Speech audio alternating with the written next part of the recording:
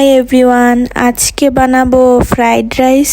এজন্য আমি এখানে নিয়েছি পেঁয়াজ কুচি, গাজর কুচি, মরিচ, তারপর ক্যাপসিকাম, তারপর রসুন কুচি, এগুলা সব রেডি করে নিয়েছি আগেই।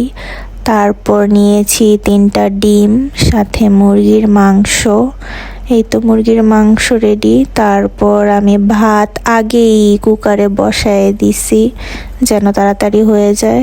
তারপর এই তো আমি ডিম এখন কড়াইতে একটু লবণ দিয়ে ভেজে নেব।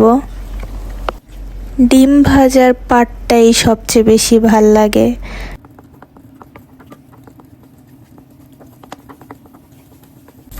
এই তো আমার ডিম ভাজা প্রায় হয়ে গেছে। তো সুন্দর মতো ভেজে নেওয়ার পরে আমি এটা একটা বাটিতে করে রেখে দেই।